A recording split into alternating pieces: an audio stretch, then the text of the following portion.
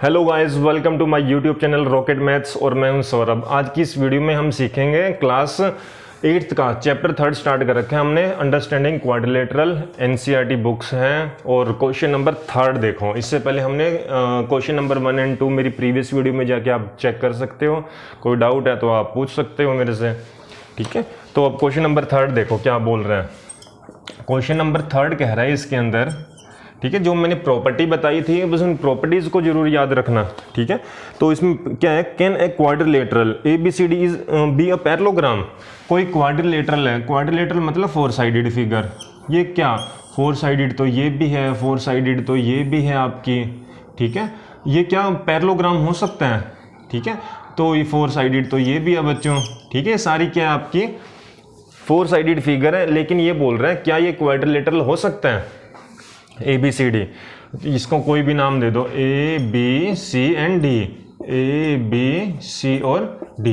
सबसे पहले देखो, अब मैं आपसे पूछ रहा हूँ पैरेललोग्राम इफ फर्स्ट पार्ट है हमारा, इसका कौन सा है फर्स्ट पार्ट। ये बोल रहा है angle D plus angle B किसके इक्वल 180 डिग्री के। क्या ये हो सकता है, क्वेश्चन में पूछ रखे हैं क्या ये 180 डिग्री के हो सकता है इक्वल। अब देखो सिंपल सी, ये तो मैंने एक क्वाड्रिलेटरल बना दिया। क्या ये क्वाड्रिलेटरल पैरेललोग्राम है? ये तो पैरेलल ही नहीं है, साइड तो पैरेललोग्राम नहीं होगा। इसको एक्सटेंड करोगे तो ये मिल जाएगी ना, आपस में इंटरसेक्ट कर लेगी। ये नॉट अ पैरेललोग्राम, ये तो पैरेललोग्राम ही नहीं है, इसको तो लेंगे नहीं। अब ये पैरेललोग्राम है, ये भी पैरेललोग्राम है, क्योंकि ये साइड्स क्या है हमारे पैरेलल है। मतलब ये आप इसको एक्सटेंड करोगे ये इंटरसेक्ट नहीं करेगी। अब ये देखो ABCD, क्या ये 180 डिग्री हो सकता है? हमने क्या सीखा था पैरेललोग्राम में, अपोजिट साइड्स क्या होती है इक्वल, ठीक है। जितनी ये उतनी ये। अब सिंपल सा ये बताओ मेरे को, इसमें कब कंडीशन लगेगी, अगर ये साइड मान के चलो 120 है, ये कितनी आएगी 60 प्लस 120। सपोज करो, मान के चलो ये इन दोनों एंगल का सम कितना होगा 180 डिग्री। ये कंडीशन यहाँ तो 180 तो बन रही है, लेकिन क्या ये इक्वल है? लेकिन हमने तो ये पढ़ा था ना, अपोजिट एंगल्स आर सेम होंगे किसमें, पैरेललोग्राम में। लेकिन यहाँ तो 60 है, यहाँ 120 है, तो ये कंडीशन ये 180 तो बना रही है दोनों मिलके, लेकिन ये वो कंडीशन तो नहीं फुलफिल हो रही, ठीक है। अब सेकेंड कंडीशन इसमें तो नहीं हो सकती ना। अब इसमें देखो, इसकी कंडीशन देखो, मान के चलो ये भी पैरेललोग्राम है हमारा, ठीक है। क्वाड्रिलेटरल है वो पैरेललोग्राम है। ये 90 होता है स्क्वायर में ईच एंगल कितने का 90 का। ये 90 तो ये भी 90, ठीक है। तो ये 90 दोनों 90 हो गए। अब आप देखो, अगर ये 90 D भी, ये भी 90, ये 180 के इक्वल हो गए। 180 इज इक्वल टू 180 के इक्वल। ये दोनों डिग्री इक्वल आ गई ना, इक्वल भी आ गई, ये मतलब ये कंडीशन फुलफिल कर रही है। दूसरी पैरेललोग्राम की प्रॉपर्टी क्या बोलती है, एंगल B किसके इक्वल होगा, एंगल D के। मतलब अपोजिट एंगल्स क्या होंगे, सेम होंगे। मतलब ये सेम भी है, मतलब 90 किसके इक्वल है, 90 के, ठीक है। आगे समझ। तो इसका अब आपने एक कंडीशन लगाई, उसमें फुलफिल नहीं हो रही कंडीशन, दूसरी लगाई कंडीशन, मतलब ये वाली जो प्रॉपर्टी है आपकी पैरेललोग्राम की दूसरे फिगर पे लगाई, आपकी फुलफिल होगी। तो हम क्या कह सकते हैं, हो भी सकता है, ठीक है, बट आप श्योर भी नहीं है ना, बट मे नोट भी, ठीक है, कोई श्योर नहीं है। तो क्या लिखोगे आप इसका, तो इसमें आप सिंपल सा बोलोगे can be but need not be. Can be हो भी सकता है जो ये कंडीशन है, बट नीड नॉट बी, मतलब कोई जरूरी भी नहीं है होए, ठीक है। हो भी सकता है, कैन बी मतलब पॉसिबिलिटी भी है, मतलब ये कंडीशन लगा दी पॉसिबिलिटी भी बन रही है, लेकिन ये वाली लगाई तो पॉसिबिलिटी नहीं बन रही। तो सिंपल सा लिख देना आप, can be but need not be, ठीक है। ये फर्स्ट था आपका पार्ट, क्लियर। अब सेकंड देखो, सेकंड पार्ट में क्या बोला गया आपसे, AB। ले बच्चों, ये AB equal to DC 8 centimetre. तो ये बोल रखा है, मान के चलो ये फिगर है आपका पैरेललोग्राम, ठीक है। अब ये वाला लेके चल रहे हैं, अब इतना तो क्लियर है ना सभी को। तो अब ये बोल रहा है AB किसके इक्वल है, DC के। हाँ जी पता है, आमने सामने की, ये 8 सेंटीमीटर है। ये बोले इनकी जो लेंथ है ना 8 सेंटीमीटर। AD AD है हमारा 4 सेंटीमीटर और BC कितना है 4.4 सेंटीमीटर, BC की 4.4 सेंटीमीटर। तो साइड बता रखी है। तो अब क्या ये बताओ, ये तो इक्वल है, क्या ये 4 ये इसके इक्वल आ रहा है, ये 4.4 ये 4, मतलब ये गलत है। ठीक है, तो ये वाले क्वेश्चन में पूछ रहा था आपसे, क्वेश्चन नंबर 3 में ये नो क्या नहीं हो सकता, no it is not a parallelogram. ठीक है, इफ दिस वैल्यू आर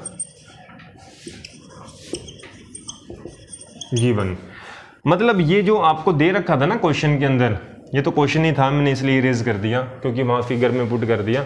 ये पूछ रखा था क्या ये वैल्यू पुट करने के बाद ये एक पैरेललोग्राम होगा, हमने कहा नहीं होगा, no it is not a parallelogram, ये पैरेललोग्राम नहीं होगा, नहीं होगा, बस नहीं होगा, बस सिंपल से। अब थर्ड पार्ट में क्या पूछा गया आपसे, angle A 70 degree, angle A कितना है आपका 70 डिग्री, एंगल सी 65 डिग्री, 65। अरे हमने तो अभी पढ़ा था क्वेश्चन के पैरेललोग्राम की प्रॉपर्टी क्या पढ़ी थी, ये एंगल इसके इक्वल होगा, मतलब अपोजिट एंगल्स क्या होंगे सेम, लेकिन एक 70 दे दिया एक 65 दे दिया तो नॉट इक्वल आ गए ना। ठीक है, तो इसमें क्या लिखोगे, यहाँ ये भी लिख सकते हो आप रीजन ऊपर वाले में, AD not equal to BC, मतलब ये साइड इसके इक्वल नहीं है तो इसलिए पैरेललोग्राम नहीं है। इसमें क्या लिखोगे, angle A not equal to angle C। ठीक है, तो बस इसका भी आंसर क्या आपका, no it is not a parallelogram. जो पैरेललोग्राम की प्रॉपर्टी को फुलफिल नहीं कर रही वो पैरेललोग्राम भी नहीं है हमारा। बस यही पूछ रखा था, पैरेललोग्राम है या नहीं, ये क्वाड्रिलेटरल पैरेललोग्राम है या नहीं। ये क्वाड्रिलेटरल पैरेललोग्राम दो कंडीशन में नहीं है, एक में कैन भी हो भी सकते हैं, कोई श्योर भी नहीं है, होगा ही होगा। ठीक है, तो मैंने आपको सारा बता दिया। क्वेश्चन नंबर 4 देखो, क्वेश्चन नंबर 4 के अंदर क्या पूछा गया आपसे, क्वेश्चन नंबर 4 कह रहे हैं आपसे, क्वेश्चन नंबर 4 में draw a rough figure of quadrilateral, कोई क्वाड्रिलेटरल की रफ फिगर ड्रॉ करो, that is not a parallelogram but has exactly two opposite angles of equal measure, but exactly two opposite angles of equal measure. देखो इसका question number 4 का, तो ये क्या बोला गया है इसके अंदर क्वेश्चन में, देखो क्वेश्चन 4 की स्टेटमेंट है draw a rough figure of quadrilateral. Quadrilateral की क्या करना आपने, क्वाड्रिलेटरल आपको पता है, ये भी क्वाड्रिलेटरल है, ये भी क्वाड्रिलेटरल है। ठीक है, ये काइट की शेप में, ये सारे क्या हैं क्वाड्रिलेटरल, लेकिन ये पैरेललोग्राम नहीं है। पैरेललोग्राम काइट में क्या होती है बच्चों, देखो मैं क्लियर बता देता हूँ, इसमें जो ये एडजेसेंट साइड होती है ना, ये इक्वल होती है, ये दोनों इक्वल, ये दोनों इक्वल, ये 5 सेंटीमीटर, ये भी 5 मान के चलो, ये 10 सेंटीमीटर, ये भी 10, तो ये कौन सी होती है काइट। लेकिन इसके अंदर तो ये सारी जो साइड्स भी सेम होती है। ठीक है, तो इसमें बोल रखा है क्वेश्चन में कोई ऐसी फिगर बनाओ जो क्वाड्रिलेटरल तो मैंने बना दिया, जो पैरेललोग्राम ना हो, मतलब ये तो पैरेललोग्राम है तो ये तो हमने लेनी नहीं, तो ये क्या बता दिया जो पैरेललोग्राम ना हो और अपोजिट एंगल्स इक्वल मेजर हो, और जो इनके अपोजिट एंगल्स होते हैं ना, जो इनके एंगल्स होते हैं वो क्या होते हैं इक्वल होते हैं, तो इसलिए हम क्या कह सकते हैं ये एंगल्स इक्वल है, तो आंसर क्या है इसका काइट। ये आंसर आपका क्लियर। क्वेश्चन नंबर 4 देख लो, बस ये था आपका क्वेश्चन नंबर 4, काइट आंसर है इसका। लो मैं 5th आगे करवा रहा हूं। अब 5th देखो, इसका 5th पार्ट में क्या बोला गया, पढ़ो स्टेटमेंट फटाफट। The measure of two adjacent angles of parallelograms are in the ratio 3:2, find the measure of each of the angles in parallelogram. देखो क्या बोला गया है क्वेश्चन नंबर 5 में, ध्यान से सुनना। Major of two adjacent angles of parallelogram. सबसे पहले एक पैरेललोग्राम बनाओ, सभी को पता है ये पैरेललोग्राम है, ठीक है। अब इसमें क्या बोला गया है आपसे, जो इसकी टू एडजेसेंट एंगल्स है ना, मतलब एडजेसेंट मतलब साथ साथ के एंगल, ये एंगल और ये एंगल, ये एंगल या ये एंगल ले सकते हो आप। तो किस रेशो में? 3:2 में। इसको 3 मान लो, ये 3x, ये 2x। जब भी रेशो की बात आएगी ना तो साथ में x लगा दिया करो। ये 3x है तो दूसरा 2x हो गया। क्लियर इतना? Find the measure of each of the angles in parallelogram. तो ईच एंगल निकालने हैं, जिसे ABCD इसको नाम दे दिया आपने एक पैरेललोग्राम को। आपको 2 एडजेसेंट एंगल पता है, लेकिन आपको इसकी प्रॉपर्टी भी पता होगी, ठीक है। तो 3x, इसकी जगह मैं लिख रहा हूं angle A plus angle B is equal to कितना? 180 डिग्री। रीजन क्या लिखोगे? रीजन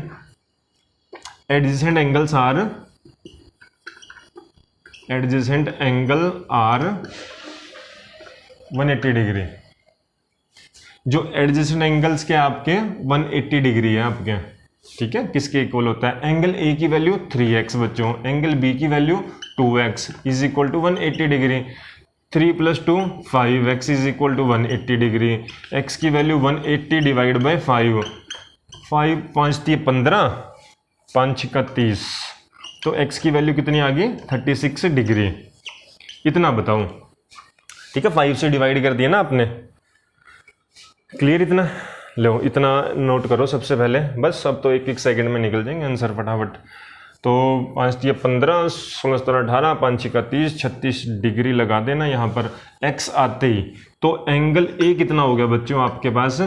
इसकी वैल्यू थी 3x, तो इसको आप क्या लिखोगे? 3 × x की वैल्यू 36। तो 36 को 3 से मल्टीप्लाई कर दो, 36 को 3 से, मतलब 35 को 3 से करोगे 75, 78 हो, यही होएगा ना।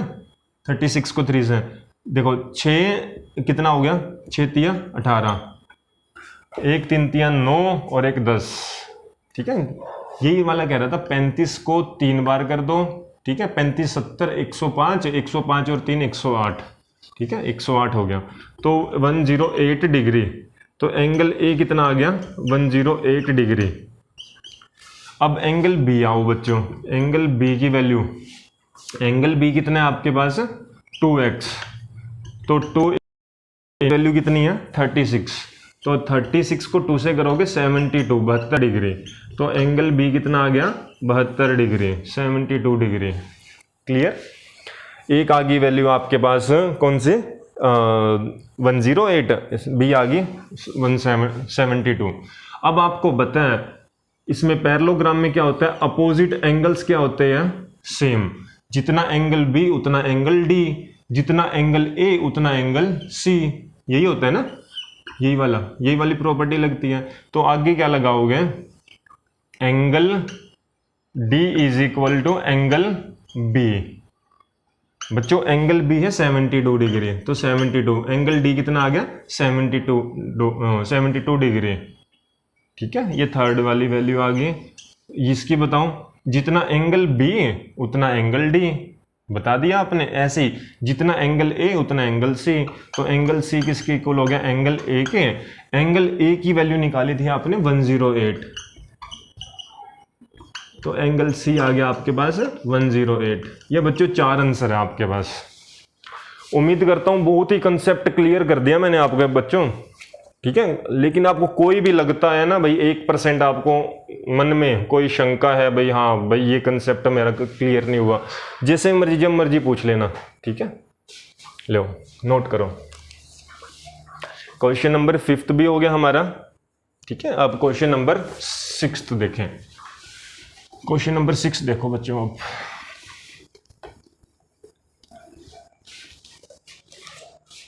Question, 2 adjacent angles of parallelogram have equal major, find the measure of each of the angles in parallelogram. Question number 6 ये बोल रहे हैं आपको। क्वेश्चन नंबर 6 इक्वल मेजर, ठीक है। ये पैरेललोग्राम है, हाँ जी पैरेललोग्राम है। ये कह रहे हैं जो ए बी सी और डी दे रखा है, इक्वल मेजर का मतलब ये एक्स है, दूसरा भी एक्स है, ठीक है। क्या दे रखे हैं, टू एडजेसेंट एंगल्स और पैरेललोग्राम, मतलब साथ साथ के एडजेसेंट मतलब साथ साथ के जो एंगल्स दे रखे हैं वो इक्वल मेजर के हैं, ठीक है। Let answer, let two adjacent angles B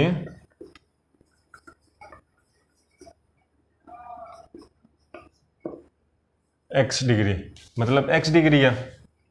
अब आप बताओ जितना एंगल, ये बताओ angle A plus angle B, जैसे पीछे क्वेश्चन में भी था ना, हमने कौन सी प्रॉपर्टी, वर्टिकली कौन से अपोजिट एंगल, कौन से, ये था, ठीक है। Opposite angles are same in parallelogram, ये कंडीशन लिखनी थी जो पीछे क्वेश्चन नहीं, यहाँ आंसर निकाला था हमने, तो कौन क्या लिखोगे, opposite angles are same in parallelogram. अब जैसे ये बताओ ए और बी किसके इक्वल होता है, 180 के, ये रीजन क्या लिखोगे, adjacent angles are 180 degree, 180 degree लिख दो या सप्लीमेंट्री लिख दो, ठीक है। मार्कर ले लेता हूं दूसरा।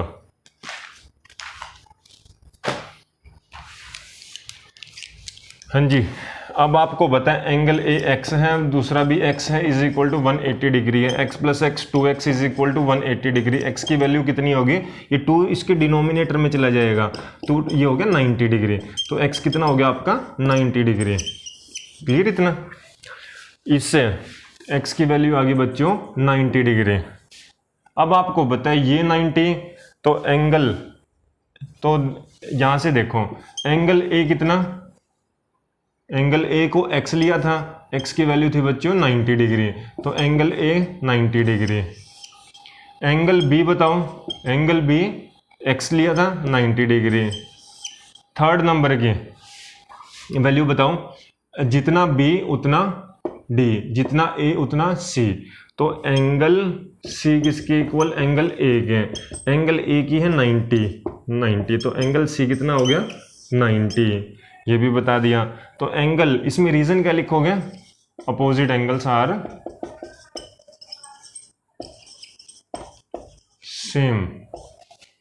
ऐसे ही इसमें भी यही प्रॉपर्टी, जितना एंगल बी उतना एंगल डी, तो एंगल डी किसके इक्वल, एंगल बी के, और एंगल बी कितना था आपका 90 डिग्री। बस आपको ये वैल्यू फाइंड आउट होगी ए बी सी डी की, A B C and D, चारों वैल्यू क्या होगी आपको फाइंड आउट होगी। उम्मीद करता हूँ ये क्वेश्चन भी क्लियर हो गया होगा। लो नोट करो इसको।